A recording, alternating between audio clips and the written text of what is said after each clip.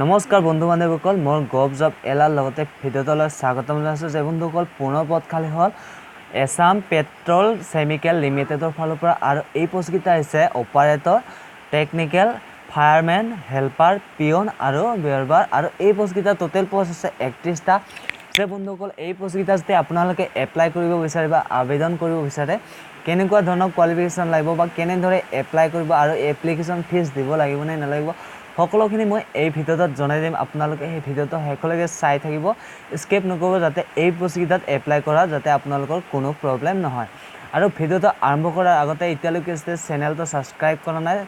Subscribe কৰি ল'ব আৰু কাষতে ওলা ঘণ্টাৰ বটনটোত ক্লিক কৰিব যাতে এনেকুৱা ধৰণৰ নটিফিকেশ্যনবোৰ বা এনেকুৱা ধৰণৰ চাকৰি আপডেটবোৰ যাতে আগতীয়াকৈ পায় আৰু যাতে এপ্লাই কৰিব পাৰে আহক এতিয়া ভিডিঅ'টো আৰম্ভ কৰোঁ আৰু এই ভিডিঅ'টো আলোচনা কৰাৰ আগতে আপোনালোকে এটা কথা কৈ দিছোঁ যে বন্ধুসকল এই পোষ্টটো কোনো ধৰণৰ পাৰ্মানেণ্ট নহয় আৰু এই পোষ্টৰ কাৰণে আপোনালোকৰ জাষ্ট আপোনালোকৰ এই পোষ্টটো আপোনালোকৰ কণ্ট্ৰেকচুৱেলত এই পোষ্টকেইটা খালী হৈছে আৰু এই পোষ্টকেইটা গোটেইকেইটা পোষ্ট কণ্ট্ৰেকচুৱেলত খালী হৈছে যে বন্ধুসকল প্ৰথম পোষ্টটো হৈছে এছিষ্টেণ্ট প্ৰচেছ অপাৰেটৰ আৰু এই পোষ্টৰ টোটেল পোষ্ট আছে 3টা আৰু এই পোষ্টৰ কাৰণে আপোনালোকক এজ লাগিব আপোনালোকৰ 18ৰ পৰা 38 বছৰৰ ভিতৰত হ'ব লাগিব আৰু যে বন্ধুসকল এই পোষ্টৰ কাৰণে আপোনালোকৰ এডুকেশ্যন কোৱালিফিকেশ্যন আপোনালোকৰ কেনেকুৱা লাগিব এই পোষ্টৰ কাৰণে আপোনালোকৰ এডুকেশ্যন কোৱালিফিকেশ্যন আপোনালোকৰ লাগিব BSc উইথ ফিজিক্স কেমিকেল আৰু মেথছ ডিপ্ল'মা কেমিক ইঞ্জিনিয়াৰিং থকা হ'ব লাগিব এই পোষ্টৰ কাৰণে আৰু 2 নম্বৰ পোষ্ট হৈছে জুনিয়ৰ ইলেক্ট্ৰিচিয়ান কণ্ট্ৰেকচুৱেল ব্ৰেকেট মানে তো গোটেইকেইটা পোষ্ট কণ্ট্ৰেকচুৱেলৰ হয় আৰু এই পোষ্টৰ কাৰণে টোটেল পোষ্ট আছে 3টা আৰু ঠিক আগত কৈ যোৱাৰ দৰে এই পোষ্টৰ কাৰণে আপোনালোকৰ বয়স 18ৰ পৰা 38 বছৰৰ ভিতৰত হ'ব লাগিব আৰু এই পোষ্টৰ কাৰণে আপোনালোকৰ এডুকেশ্যন কোৱালিফিকেশ্যন লাগিব matriculation with ITI diploma in electrician trade having workmen permit মানে আপোনালোকৰ এই পোষ্টৰ কাৰণে আপোনালোকে জাষ্ট মেট্ৰিক পাছ কৰিলেই হ'ব লগতে ITI ডিপ্ল'মা থাকিব লাগিব ইলেক্ট্ৰিচিয়ানত ট্ৰেড হেভিং ৱৰ্কমেন মানে আপোনালোকে ইলেক্ট্ৰিচিয়ানত কাম কৰা আপোনালোকৰ এক্সপিৰিয়েঞ্চ চাৰ্টিফিকেট থাকিব লাগিব আৰু এই 3 নম্বৰ পোষ্ট হৈছে junior technical INST bracket contractual আৰু এই পোষ্টৰ কাৰণে টোটেল পোষ্ট আছে 4টা আৰু এই পোষ্টৰ কাৰণে এজটো লাগিব আপোনালোকৰ 38 বছৰৰ ভিতৰত হ'ব লাগিব আৰু এই পোষ্টৰ কাৰণে আপোনালোকক এডুকেশ্যন কোৱালিফিকেশ্যন লাগিব matriculation with ITI diploma ENST electronics and telecom trade মানে আপোনালোকৰ এই পোষ্টৰ কাৰণে আপোনালোকৰ মেট্ৰিক পাছ কৰিব লাগিব লগতে ইলেক্ট্ৰনিক বা টেলিকমৰ ট্ৰেডত থকা আপোনালোকৰ ITI থাকিব লাগিব আৰু 4 নম্বৰ পোষ্ট হৈছে জুনিয়ৰ টেকনিকেল ফিটাৰ আৰু কণ্ট্ৰেকচুৱেল আৰু এই পোষ্টত টোটেল পোষ্ট আছে 2টা আৰু এই পোষ্টৰ কাৰণে আপোনালোকৰ বয়সটো লাগিব 38 বছৰৰ ভিতৰত হ'ব লাগিব আৰু ঠিক আগত কৈ যোৱাৰ দৰে আপোনালোকৰ এই পোষ্টৰ কাৰণে education qualification matriculation with ITI diploma in fitter trade আপোনালোকৰ এই পোষ্টৰ কাৰণে মেট্ৰিকুলেশ্যন হ'ব লাগিব আৰু লগতে ITI ডিপ্ল'মা থাকিব লাগিব ফিটাৰ ট্ৰেডত আৰু 5 নম্বৰ পোষ্টটো হৈছে জুনিয়ৰ টেকনিকেল মেচিন আৰু এই পোষ্টটো হ'ল কণ্ট্ৰেকচুৱেল আৰু এই পোষ্টৰ টোটেল পোষ্ট আছে 1টা আৰু এই পোষ্টৰ কাৰণে আপোনালোকৰ এজ লাগিব 38 বছৰৰ ভিতৰত হ'ব লাগিব 18ৰ পৰা এই পোষ্টৰ কাৰণে আপোনালোকক এডুকেশ্যন কোৱালিফিকেশ্যন লাগিব matriculation with ITI diploma in mechanics trade আপোনালোকৰ এই পোষ্টৰ কাৰণে মেট্ৰিক পাছ কৰিব লাগিব আৰু ITI ডিপ্ল'মা থাকিব লাগিব মেচিনটেজ ট্ৰেডত আপোনালোকৰ এই পোষ্ট আৰু আৰু এই 6 নম্বৰ পোষ্টটো হৈছে জুনিয়ৰ টেকনিকেল ৰিজাৰ্ভ আৰু এই পোষ্টৰ কাৰণে টোটেল পোষ্ট আছে 1টা আৰু এই পোষ্টৰ কাৰণে আপোনালোকক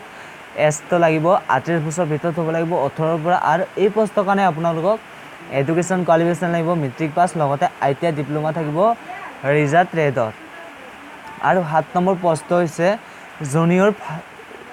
ফায়াৰমেন আৰু এই পোষ্টৰ কাৰণে টোটেল পোষ্ট আছে 2টা এই পোষ্টৰ কাৰণে আপোনালোকক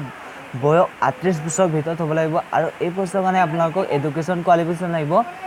মেট্ৰিকুলেশ্যন আৰু having fire fighting training certificate with physical fitness standard হ'ব লাগিব আৰু এই পোষ্টৰ কাৰণে আপোনালোকে মেট্ৰিক পাছ কৰিব লাগিব হেভি ফায়াৰমেন ফাইট ট্ৰেইনিং পাছ কৰা হ'ব লাগিব আৰু লগতে ফিজিকেল ফিটনেছ ষ্টেণ্ডাৰ্ড হ'ব লাগিব। আৰু 8 নম্বৰ পোষ্ট হৈছে হেল্পাৰ আৰু টোটেল পোষ্ট হৈছে 13টা। এই পোষ্টৰ কাৰণে আপোনালোকক বয়সটো 18 পৰা 43 বছৰৰ ভিতৰত হ'ব লাগিব। আৰু এই পোষ্টৰ কাৰণে আপোনালোকে এপ্লাই কৰাৰ কাৰণে আপোনালোকৰ এডুকেশ্যন কোৱালিফিকেশ্যন জাষ্ট আপোনালোকে এই পোষ্টৰ কাৰণে 8 পাছ কৰিলে এই পোষ্টৰ কাৰণে আপোনালোকে আবেদন কৰিব পাৰিব। আৰু 9 নম্বৰ পোষ্ট হৈছে জুনিয়ৰ পিয়ন আৰু টোটেল পোষ্ট হৈছে এটা। এই পোষ্টৰ কাৰণে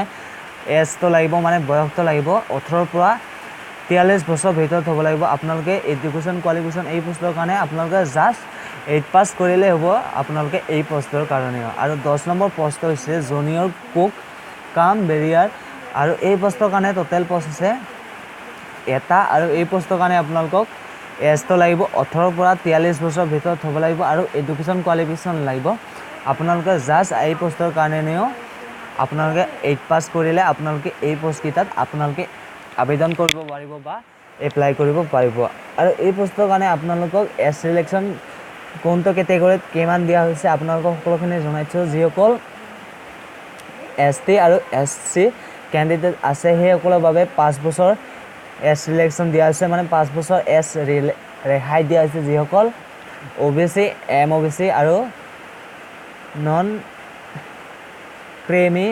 লেয়াৰ কেণ্ডিডেট আছে সেইসকলৰ বাবে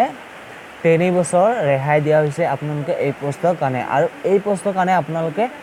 কেনেদৰে এপ্লাই কৰিব বা হাউ টু এপ্লাই।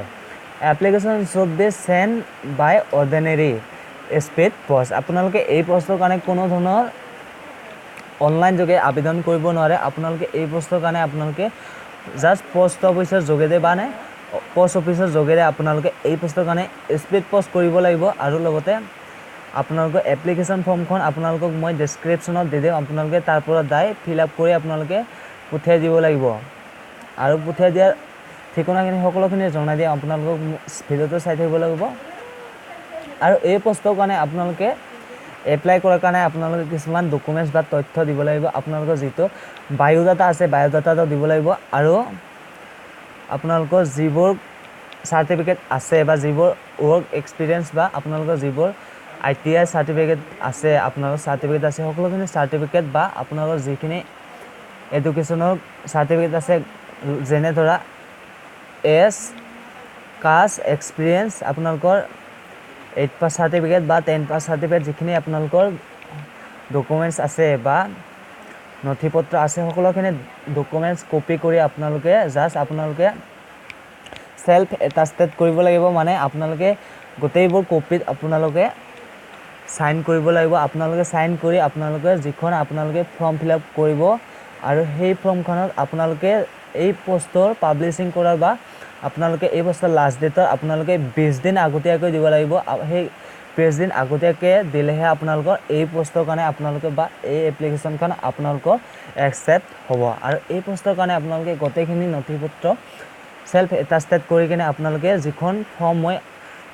দিম বা মোৰ ডেছক্ৰিপশ্যনত থাকিব আপোনালোকে সেই ফৰ্মখন আপোনালোকে এই এড্ৰেছটোলৈ পঠিয়াব লাগিব। Application should be address to general manager HRIC Assam petrol